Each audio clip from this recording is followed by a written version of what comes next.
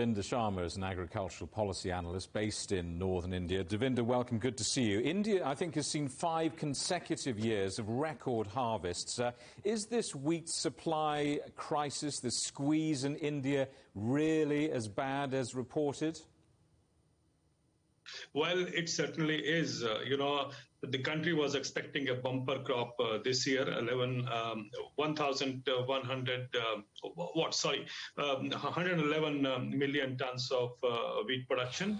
But now, as was mentioned earlier, the production statistics has been revised. It is now 105 million tons. The reason is very clear because of the heat wave, a sudden heat wave that happened in the month of March when it is a grain filling stage for the wheat seeds. That is a particular time when the shivering took place and the yields dropped.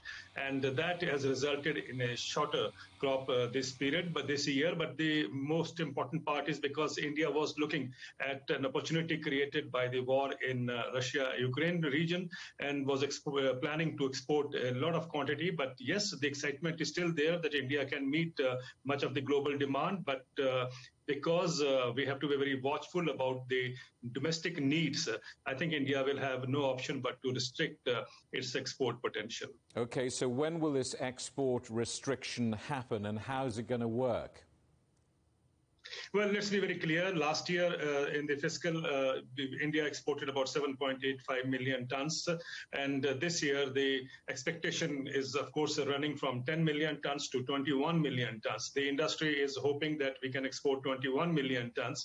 But the government of India is now becoming very careful because, if you allow unhindered kind of exports, then it might be a shortfall as far as the domestic supplies are concerned. So it is expected that the government of India will not allow more than 10 to 12 million tons of wheat this particular year.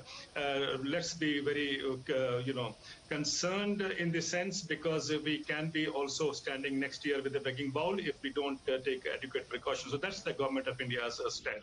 Isn't there a possibility here of India running foul of World Trade Organization rules?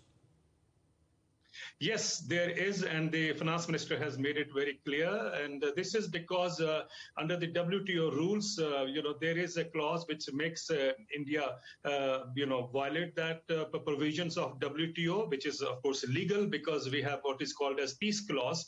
And that peace clause, allows India to provide subsidies to farmers for nutritional purposes, as long as the grain is collected and fed to the poor. So that provision, the limit is 10% of the total value of a crop. Now, that is something which the rich countries accuse India of exceeding or violating. In the case of rice and wheat, they say that India has already, crossed that level by 65 to 75%, and that would mean that India must restrict its subsidy support for agriculture.